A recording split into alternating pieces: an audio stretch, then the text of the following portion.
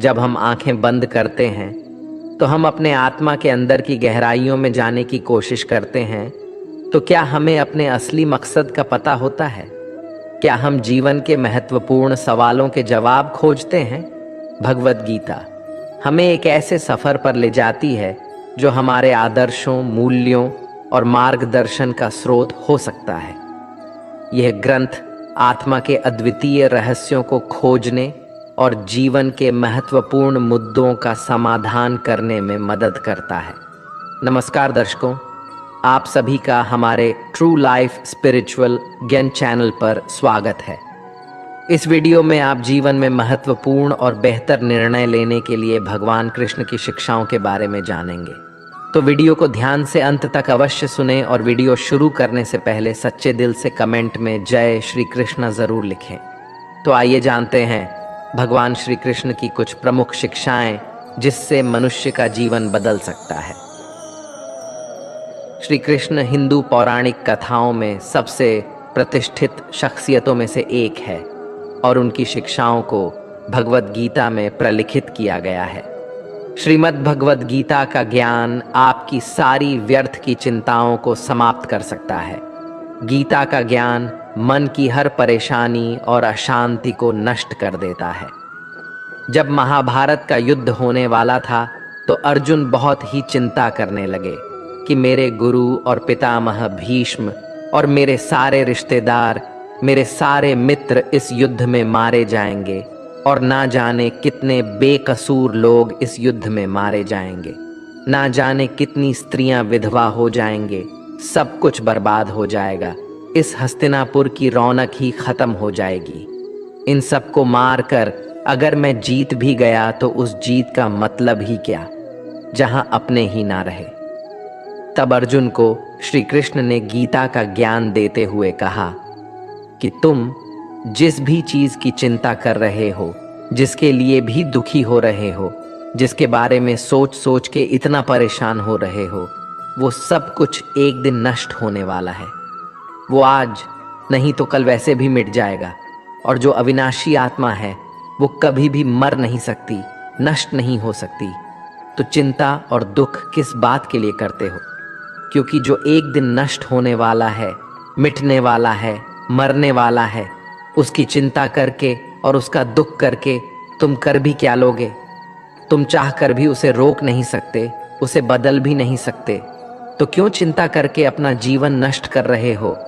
चिंता तुम्हारे मन को दुखी और रोगी बना देगी, कायर बना देगी, और जो नष्ट हो ही नहीं सकता उसकी चिंता करने की कोई जरूरत ही नहीं है। तो परिस्थिति को चाहे तुम जैसे देखो, तुम्हारी चिंता करना बिल्कुल व्यर्थ है। वास्तव में आप भी उन्हीं बातों के बारे में चिंता करते रहते हैं, सोचते रहते हैं, जिसे आप बदल नहीं सकते, जिसे आप चाहकर भी अपने नियंत्रण में नहीं कर सकते। याद रखना, जो व्यक्ति चीज़ों को जितना नियंत्रण करने की कोशिश करेगा, जितना प्रयास करेगा कि जिंदगी मेरे हिसाब से चले, जो मैं चाहता हूँ मुझे बस वो ही मिले, और जो चीज़ मैं नहीं चाहता हूँ वो चीज़ मेरी जिंदगी में कभी ना आए, ऐसे ही व्यक्ति को सबसे ज़्यादा चिंता और तनाव का सामना करना पड़ेगा। क्योंकि ये जिंदगी एक बहते पानी की तरह है और उसी पानी में दो तिनके बह रहे हैं, जिसमें से एक तिनका पानी की लहरों के साथ आनंद लेता हुआ बह रहा है। पानी जहाँ जा रहा है उसके बहने में वो उसका साथ दे रहा है। जहाँ जहाँ पानी जाएगा वहाँ वहाँ मैं भी इसके साथ आनंद लेता हुआ बहता रहूँगा। वो तिनका पानी के साथ बह रहा है, वो तिनका पानी के साथ नाचता हुआ जा रहा है, खुश होता हुआ जा रहा है। और एक दूसरा तिनका है जो उस पानी के बहाव के साथ लड़ रहा है। जहाँ ये पानी जा रहा है मैं उसका बहाव बदल दूंगा, इसके पानी को मैं वहाँ ले जाऊंगा जहाँ ले जाना चाहता हूँ, क्योंकि मैंने अपनी मंजिल कहीं और सोच रखी है। अब वो पानी के बहाव के साथ लड़ रहा है, किनारों से पत्थरों से टकरा रहा है, पर पानी के बहाव को वो बदल नहीं पा रहा है, बल्कि जितना कोशिश करता है पानी से लड़ने की, उतना ही दुखी और उतना ही परेशान हो रहा है। ये जिंदगी भी ऐसे ही बहते पानी की तरह आगे बढ़ती जाएगी लेकिन अब हमें तय करना है कि हम किस तिनके की तरह बनना चाहते हैं। या तो हम चिंता करके, खुद को परेशान करके जिंदगी से लड़ते रहे, जिंदगी से शिकायतें करते रहे, या तो फिर हम उस दूसरे तिनके की तरह बने कि जहाँ जिंदगी जा रही है उसी में आनंद लेना शुरू कर दें, उसी में ही खुश रहना शुरू कर दें। हमारी हालत उस व्यक्ति के जैसी है कि एक बार एक राजा किसी नगर से गुजर रहा था। उस राजा ने मार्ग में देखा कि एक गरीब बूढ़ा व्यक्ति अपने सर पर लकड़ियों का गट्ठर बात कर ले जा रहा था। राजा को उस व्यक्ति पर बहुत दया आई। राजा ने उस व्यक्ति से कहा कि तुम इतनी गर्मी में इतना बड़ा लकड़ियों का गट्ठर सर पर लेकर जा रहे हो, पसीने से लथपथ पड़े हो। फिर राजा कहता है कि आओ मेरे रथ पर बैठ जाओ और तुम्हें जहाँ जाना है मैं तुम्हें छोड़ दूंगा। तो वो व्यक्ति कहने लगा, महाराज मैं बहुत गरीब आदमी हूँ, मैं आपके रथ पर कैसे बैठ सकता हूँ, मैं तो आपके आगे बहुत छोटा हूँ। राजा ने कहा कि मैं छोटा, बड़ा, अमीर, गरीब नहीं मानता। मनुष्य को मनुष्य की मदद करनी चाहिए। अगर हमारे पास कोई ज़्यादा है और अगर किसी को ज़रूरत है तो उसे वो चीज़ ज़रूर देनी चाहिए। तुम भी एक मनुष्य हो और मैं भी एक मनुष्य हूँ, और अगर एक मनुष्य दूसरे मनुष्य की पीड़ा को नहीं समझेगा तो वो मनुष्य नहीं है, वो एक पशु के समान है। इसीलिए तुम मेरे रथ में आ जाओ, मैं तुम्हें तुम्हारी मंजिल पर छोड़ दूंगा। राजा के ऐसा कहने पर वो व्यक्ति राजा के रथ में बैठ गया। जब वो रथ चलने लगा तब राजा ने देखा कि व्यक्ति के सर से अभी भी पसीना बह रहा है। तब राजा ने गौर किया कि उस व्यक्ति ने अपने सर से वो लकड़ियों का गट्ठर उतारा ही नहीं है।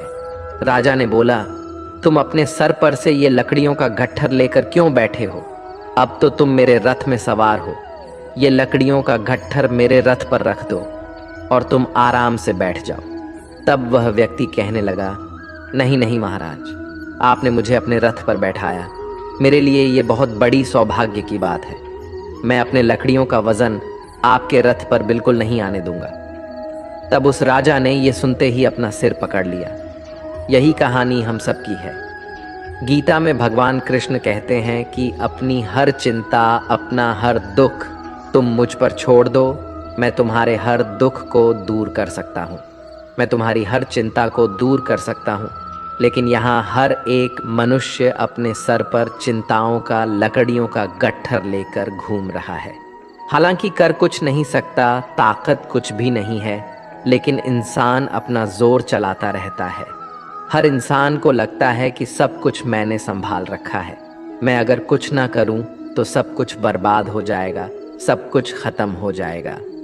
मैंने एक कहानी सुनी कि एक महल में एक छिपकली रहती थी। वो सब छिपकलियों की रानी थी। जब कहीं भी जाना होता था तो जो छिपकलियां उसके नीचे रहती थीं वो उन्हें भेज देती थी, वो खुद कहीं भी नहीं जाती थी। एक दिन सब छिपकलियों ने उससे पूछा कि तुम हमारी रानी हो पर तुम कहीं भी नहीं जाती, बस इस महल में ही बैठी रहती हो, ऐसा क्या कारण है कि तुम कहीं बाहर ही नहीं निकलती? तब वो रानी छिपकली कहने लगी कि इस महल की छत को मैंने ही संभाल के रखा है, अगर मैं यहाँ से चली गई तो इस महल की छत भी गिर जाएगी। ऐसे ही हर एक मनुष्य को लगता है कि अगर मैं नहीं रहूँगा तो कोई काम नहीं हो पाएगा। हर इंसान ये वहम पाले बैठा है कि सब कुछ करने वाला मैं ही हूँ और सब कुछ मुझे ही करना है।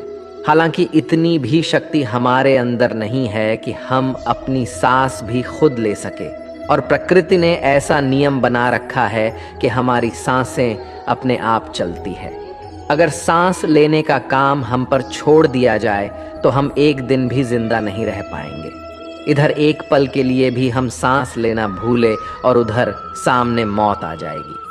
और मनुष्य को सोचने की, चिंता करने की ऐसी बीमारी है कि वो सिर्फ आज की चिंता नहीं करता और ना ही सिर्फ अपने कल की चिंता करता है, वो अपने आने वाले 10, 20, 50 साल, अपने बुढ़ापे तक की, अपने मरने के बाद तक की भी चिंता करता है। और एक बात याद रखना कि जो लोग बहुत ज़्यादा सोचते हैं, बहुत ज़्यादा चिंता करते हैं, उनमें कुछ भी करने की शक्ति ही खत्म हो जाती है, क्योंकि चिंता करने में ही उनकी सारी ऊर्जा नष्ट हो जाती है। ये कलयुग है। इस युग में लोग सोचते ज्यादा है और करते बहुत कम है।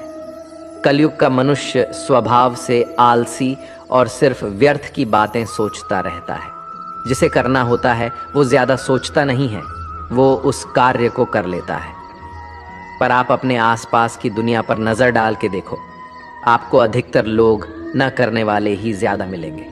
आपको अधिकतर लोग वही मिलेंगे जो या तो व्यर्थ की चिंता करेंगे, या तो सिर्फ आलस करेंगे, या सिर्फ बहाने ही देते रहेंगे कि इस वजह से मैं जिंदगी में आगे नहीं बढ़ पा रहा, कि इस कारण से मेरी जिंदगी अच्छी नहीं हो पा रही है। अगर मनुष्य सोचने के बजाय करना शुरू कर दे तो उसकी जिंदगी में कोई भी दुख, कोई भी समस्या ज्यादा देर तक टिक नहीं सकती है।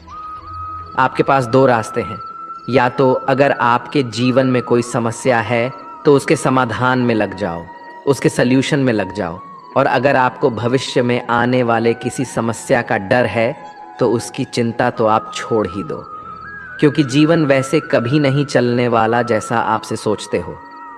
जीवन की एक अलग ही गति है।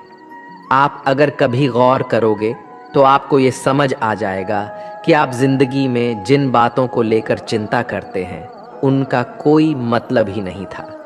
आपको लगेगा कि आप व्यर्थ की चिंता करते थे और जिंदगी ने कुछ और ही दिखा दिया। किसी नगर में एक बहुत धनी व्यक्ति रहता था। उसके पास इतना पैसा था जिसका हिसाब ही नहीं था।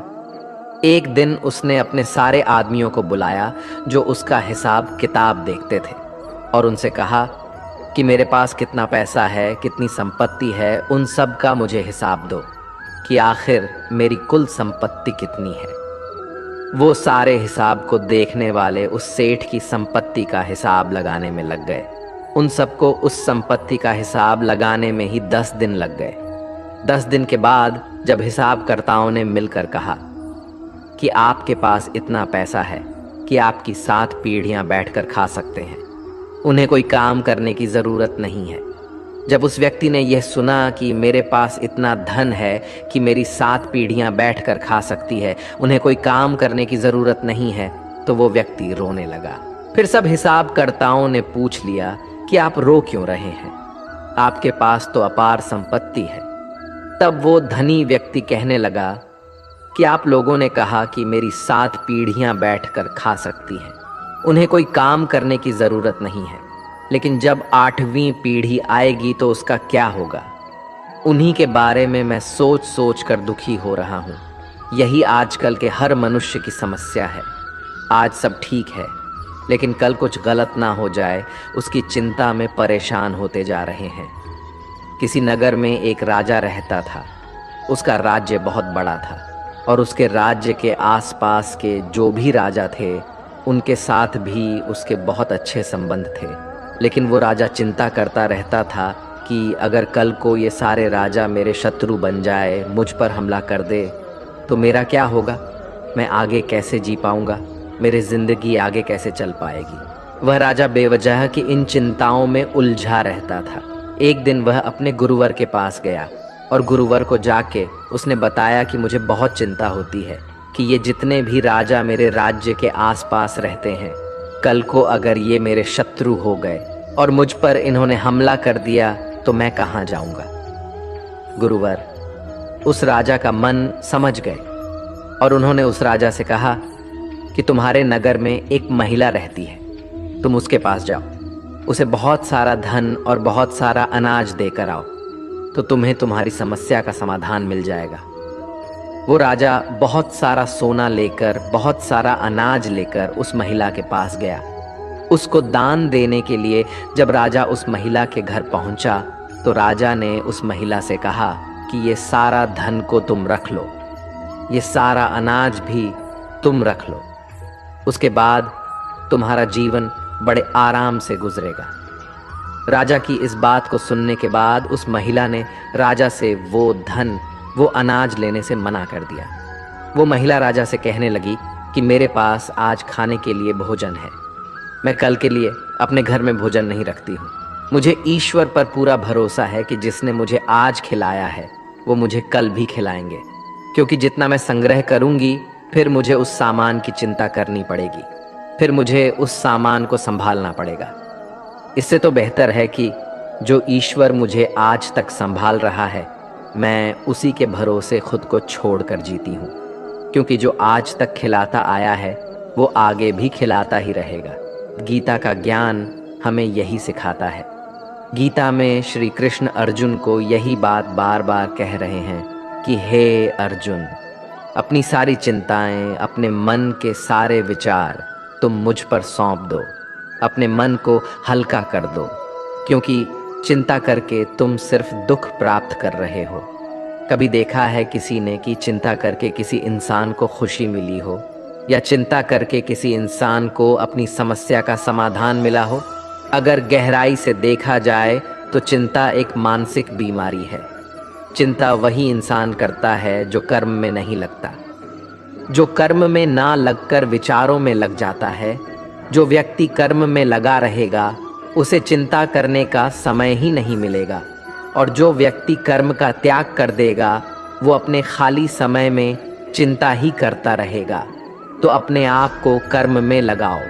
जैसे ही श्री कृष्ण ने अर्जुन को उसका कर्म याद दिलाया कि तुम्हें अपना कर्म करना है, ये सब सोचना विचार करना तुम्हारा धर्म नहीं है। तुम क्षत्रिय हो और तुम्हारा कर्म क्या है? अधर्मियों का नाश करना, जो अन्याय करते हैं, जो अत्याचार करते हैं उनको नष्ट करना, ना कि फालतू की बातों को सोचना। वो तुम्हारा काम नहीं है। तुम दुनिया के भगवान नहीं हो। तुम कुछ नियंत्रण नहीं कर सकते हो, क्योंकि ये जीवन बस बहता जा रहा है। कब हम बच्चे से जवान हो जाते हैं, कब जवान से बूढ़े हो जाते हैं, और कब बुढ़ापे से मृत्यु की ओर चले जाते हैं, कुछ भी हमारे नियंत्रण में नहीं हो पाता। यहाँ हर इंसान जीना चाहता है, कोई नहीं मरना चाहता, लेकिन फिर भी सबको मरना पड़ता है। यहाँ हर एक इंसान जवान रहना चाहता है, लेकिन फिर भी सब बूढ़े होते जाते हैं। इस छोटी सी चीज को हम समझ ले कि ये जिंदगी बस बहती जा रही है और हम इसे नियंत्रण नहीं कर सकते। बस जो हो रहा है उसमें अपने लिए एक खुशियां और आनंद से भरी एक जिंदगी हासिल करनी है, और वह जिंदगी लड़के या चिंता करके नहीं, बल्कि खुश होकर जीनी है। तुम बिना किसी कारण की चिंता करते हो और बेवजह ही घबराते हो। तुम तो आत्मा हो जिसे ना तो कोई मार सकता है और ना ही जला सकता है। यही जीवन की सच्चाई है जिसे प्रत्येक व्यक्ति को जानना चाहिए। गीता में लिखा है कि जिस इंसान की सोच और नियत अच्छी होती है, भगवान खुद उसकी मदद करने के लिए किसी ना किसी रूप में जरूर आती है।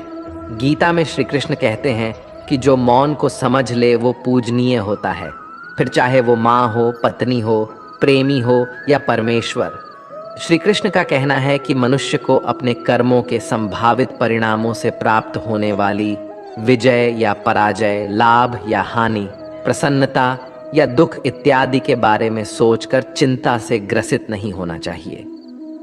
गीता में लिखा है कि जिस मनुष्य ने कभी विपत्तियां नहीं देखी उसे अपनी ताकत का एहसास कभी नहीं होगा।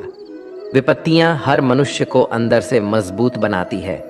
प्रशंसा चाहे कितनी भी करो, परंतु अपमान बहुत सोच समझकर करना चाहिए, क्योंकि अपमान वो उधार है जो अवसर मिलने पर हर व्यक्ति ब्याज के साथ चुकाता है।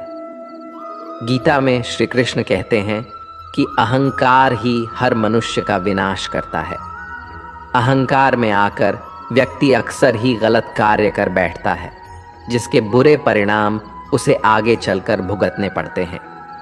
गीता के अनुसार मनुष्य को अपने दिमाग पर पूरा नियंत्रण रखना चाहिए। यदि हम इसे नियंत्रित नहीं करते हैं तो हमारा अपना दिमाग एक दुश्मन की तरह काम करता है। गीता में श्री कृष्ण कहते हैं कि जीवन के सच्चे साथी दो ही हैं, एक अपना किया हुआ कर्म और दूसरा परमात्मा। शेष तो सब यही मिले हैं और यही बिछड़ जाएंगे। श्री कृष्ण कहते हैं कि हमेशा सही के साथ खड़े रहो, भले अकेले ही क्यों ना खड़ा रहना पड़े। गीता में लिखा है कि अपने बीते हुए कल को त्याग देना चाहिए। क्योंकि उसका प्रभाव आने वाले कल को दूषित करता है। गीता सार में श्री कृष्ण ने कहा है कि हर इंसान की धारा जन्म मरण के चक्र को जान लेना बेहद आवश्यक है, क्योंकि मनुष्य के जीवन का मात्र एक ही सत्य है और वो है मृत्यु। जिस मनुष्य ने इस दुनिया में जन्म लिया है उसे एक दिन इस संसार को छोड़कर जाना ही है, और यही इस दुनिया का अटल सत्य है। मनुष्य को मृत्यु से कभी भी भयभीत नहीं होना चाहिए। मृत्यु जीवन की अटल सच्चाई है।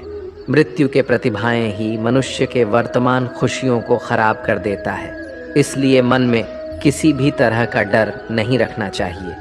श्री कृष्ण कहते हैं, शरीर नश्वर है पर आत्मा अमर है। यह तथ्य जानने पर भी व्यक्ति अपने इस नश्वर शरीर पर घमंड करता है, जो कि बेकार है। शरीर पर घमंड करने की बजाय मनुष्य को सत्य स्वीकार करना चाहिए। जिंदगी में कभी उदास मत होना, कभी नाराज नहीं होना। यह जिंदगी एक संघर्ष से चलती रहेगी। बस तुम अपना जीने का अंदाज ना खोना। जो इंसान आपके बुरे समय में आपका भागीदार है, अपने अच्छे समय का सच्चा भागीदार वही है। हम अपने आप को भगवान के समक्ष अर्पित कर दें, यही सबसे उत्तम सहारा है और भय, चिंता और शोक से मुक्ति पाने का एक सर्वश्रेष्ठ मार्ग भी है। यदि आप चाहते हैं सभी आपसे प्रेम करें, तो प्रेम की शुरुआत पहले आपको करनी होगी, क्योंकि प्रकृति का नियम है, जो बोया है वो ही निकलेगा। सदैव संदेह करने वाले व्यक्ति के लिए प्रसन्नता ना इस लोक में है, ना ही कहीं और।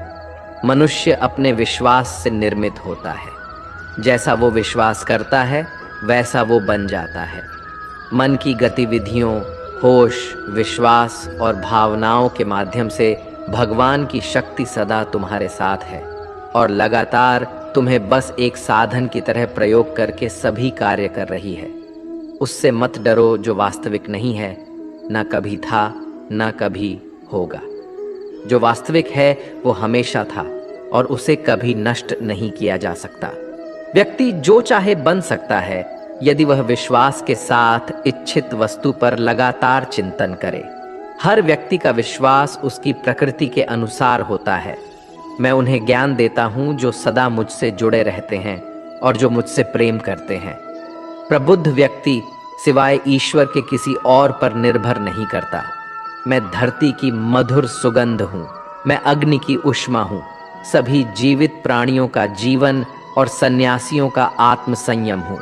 आप ही अपना मित्र और आप भी अपना शत्रु है, क्योंकि स्वयं का पतन और उद्धार दोनों आप निर्धारित करते हैं। गीता में कहा गया है, जो इंसान किसी की कमी को पूरी करता है वो सही अर्थों में महान होता है।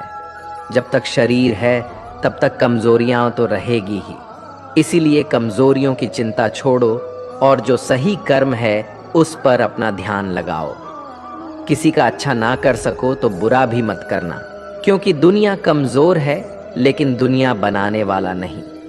सच्चा धर्म यह है कि जिन बातों को इंसान अपने लिए अच्छा नहीं समझता उन्हें दूसरों के लिए भी प्रयोग न करे। बिना फल की कामनाएं ही सच्चा कर्म है।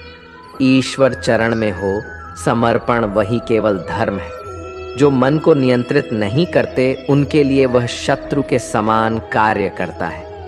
गीता में कहा गया है, कोई भी अपने कर्म से भाग नहीं सकता। कर्म का फल तो भुगतना ही पड़ता है। जब इंसान अपने काम में आनंद खोज लेते हैं तब वे पूर्णता प्राप्त करते हैं।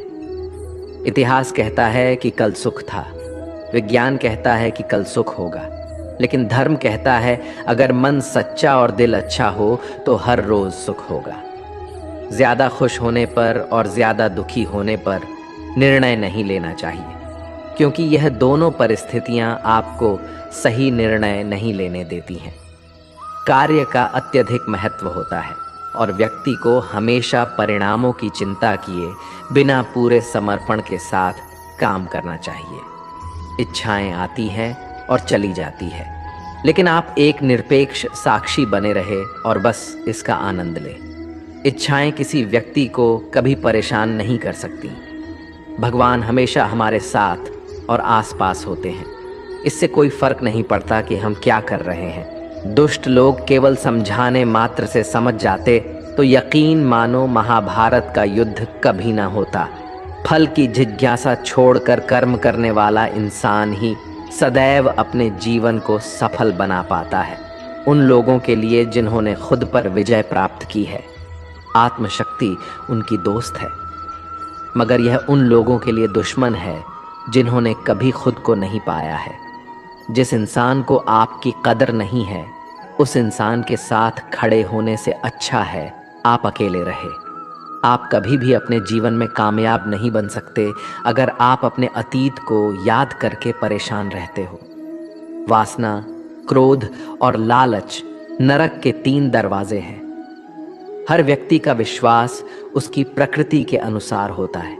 मैं उन्हें ज्ञान देता हूँ जो सदा मुझसे जुड़े रहते हैं और जो मुझसे प्रेम करते हैं। मेरी कृपा से कोई सभी कर्तव्यों का निर्वाह करते हुए भी बस मेरी शरण में आकर अनंत अविनाशी निवास को प्राप्त करता है। बुद्धिमान व्यक्ति कामुक सुख में आनंद नहीं लेता। जो कार्य में निष्क्रियता और निष्क्रियता में कार्य देखता है वह एक बुद्धिमान व्यक्ति है। मैं धरती की मधुर सुगंध हूँ, मैं अग्नि की ऊष्मा हूँ, मैं ही सभी जीवित प्राणियों का जीवन भी और मैं ही सन्यासियों का आत्म संयम हूँ। तुम उसके लिए शोक करते हो जो शोक करने के योग्य नहीं है और फिर भी ज्ञान की बातें करते हो। बुद्धिमान व्यक्ति न जीवित और न ही मृत व्यक्ति के लिए शोक करते हैं।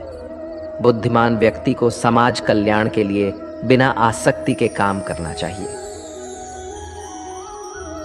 कर्म मुझे बांधता नहीं, क्योंकि मुझे कर्म के प्रतिफल की कोई इच्छा नहीं। कर्म उसे नहीं बांधता जिसने काम का त्याग कर दिया है। आप अपने अनिवार्य कार्य करो, क्योंकि वास्तव में कार्य करना निष्क्रियता से बेहतर है। आत्मज्ञान की तलवार से काटकर अपने हृदय से अज्ञान के संदेह को अलग करके अनुशासित बनो। मनुष्य अपने विश्वास से निर्मित होता है। जैसा वो विश्वास करता है वैसा वो बन जाता है। इस जीवन में मनुष्य ना तो कुछ खोता है और ना ही कुछ व्यर्थ होता है।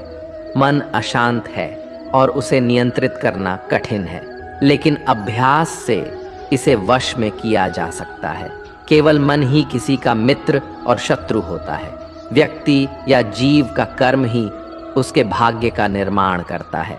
जब मानव अपने कार्य में आनंद खोज लेता है तब वह पूर्णता प्राप्त कर लेता है। क्रोध से भ्रम पैदा होता है, भ्रम से बुद्धि व्यग्र होती है। जब बुद्धि व्यग्र होती है तब तर्क नष्ट हो जाता है। जब तर्क नष्ट होता है तब व्यक्ति का पतन हो जाता है। सदैव संदेह करने वाले व्यक्ति के लिए प्रसन्नता न इस लोक में है ना ही कहीं और। मन की गतिविधियों, होश, विश्वास और भावनाओं के माध्यम से भगवान की शक्ति सदा तुम्हारे साथ है और लगातार तुम्हें बस एक साधन की तरह प्रयोग करके सभी कार्य कर रही है।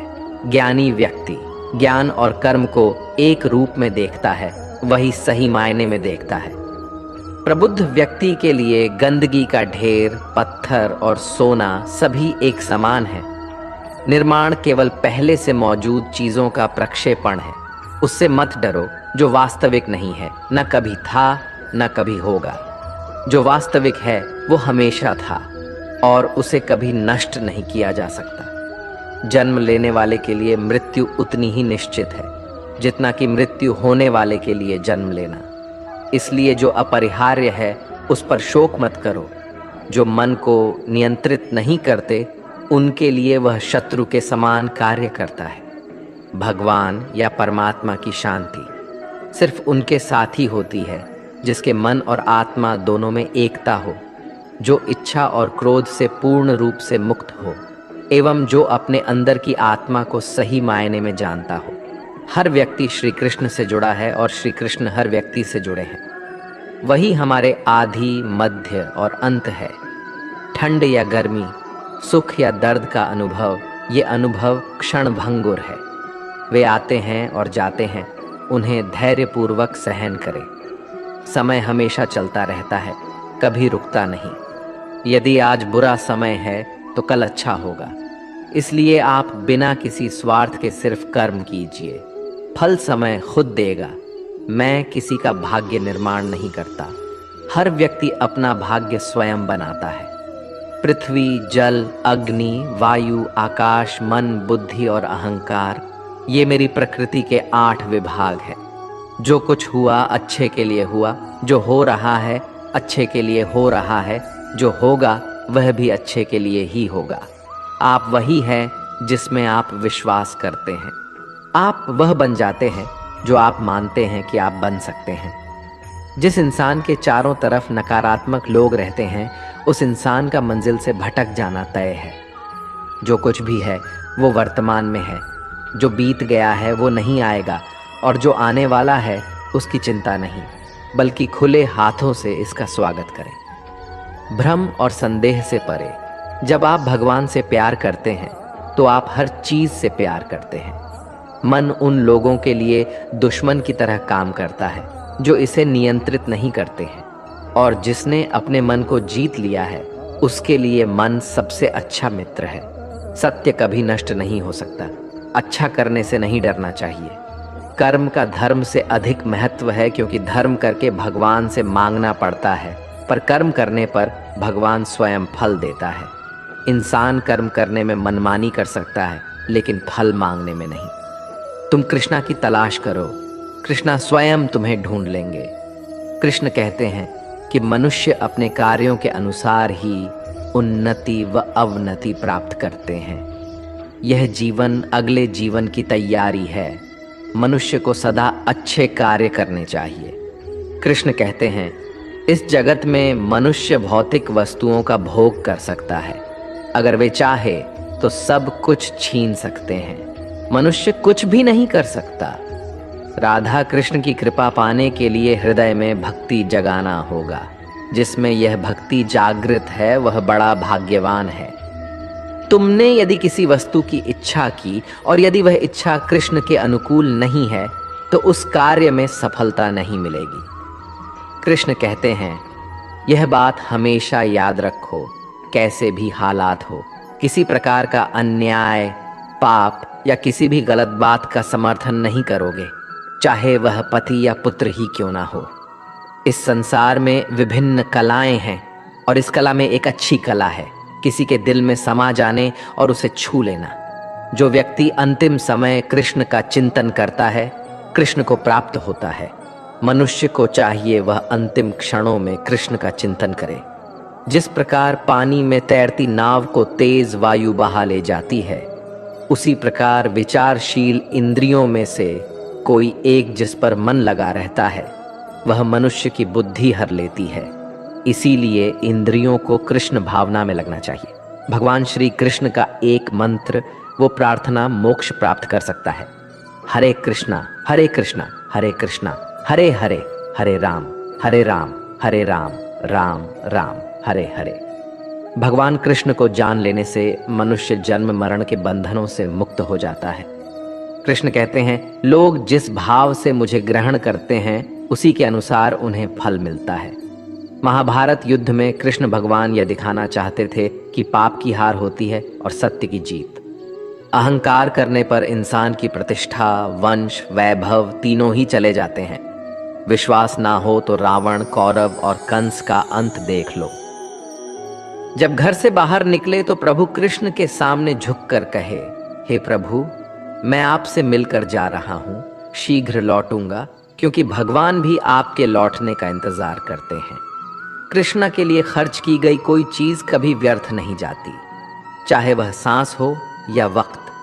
कृष्ण कहते हैं, मनुष्य शरीर त्याग करते समय जिस भाव का चिंतन करता है उसी भाव अनुसार उसका अगला जन्म निश्चित हो जाता है। मनुष्य को अपने जीवन के उद्देश्य को समझना चाहिए।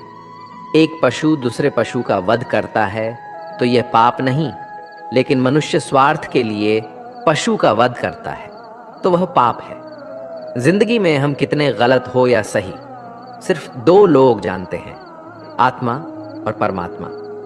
राधा कृष्ण का नाम मानो एक अनमोल रत्न है जिसका मूल्य पाया नहीं जा सकता।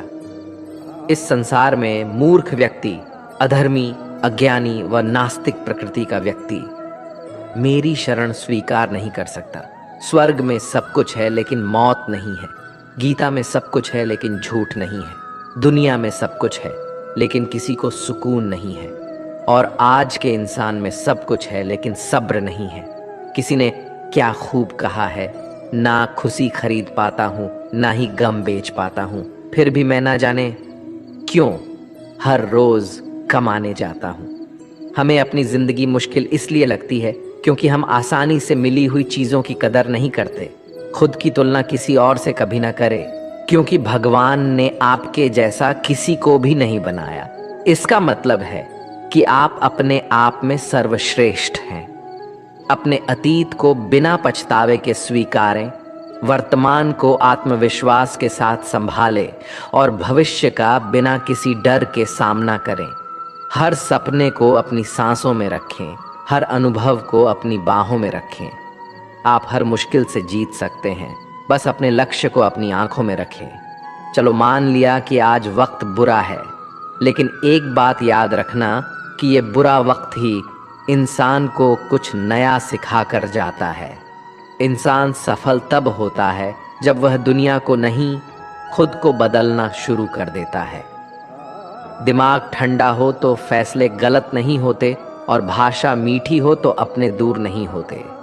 दिल के अच्छे होने से अच्छा है पहले आप जुबान से अच्छे बने, क्योंकि लोगों का वास्ता पहले जुबान से पड़ता है। दिल तक तो कुछ खास लोग ही पहुंच पाते हैं।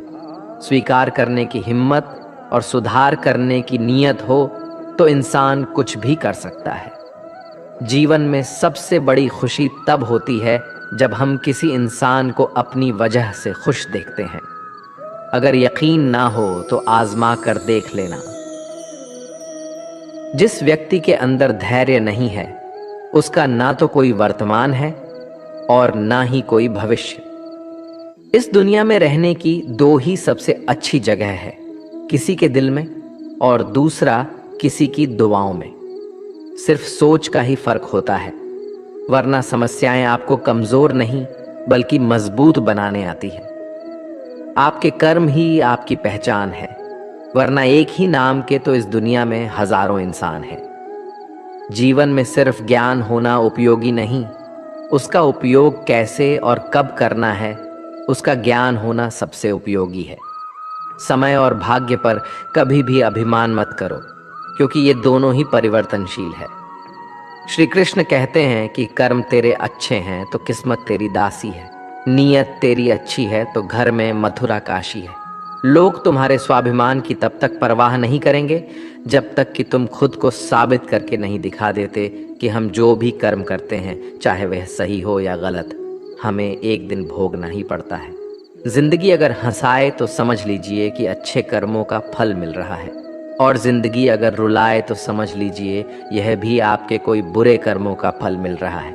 कर्म तो हम सभी करते हैं, अच्छे कर्म करेंगे तो अच्छा फल मिलेगा, और अगर अच्छे कर्म नहीं करेंगे तो बुरा फल ही मिलेगा। ये जो कर्म हम करते हैं, अच्छे या बुरे, ये हमें कभी छोड़ते नहीं हैं। हमें इनका फल आज नहीं तो कल जरूर मिलना होता है।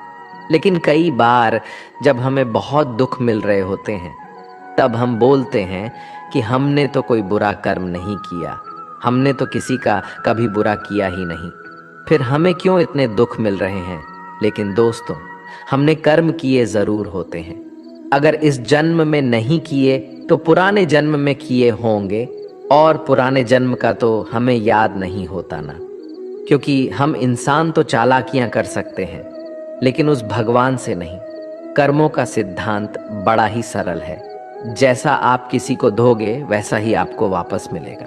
तो अपने मन से फैसला कर लीजिए कि आपको क्या चाहिए। अगर आप इस ब्रह्मांड को सकारात्मक ऊर्जा दोगे तो आपको भी सकारात्मक ऊर्जा ही मिलेगी। जिंदगी का बस एक ही उसूल है यहाँ, तुझे गिरना भी खुद है और संभालना भी खुद है।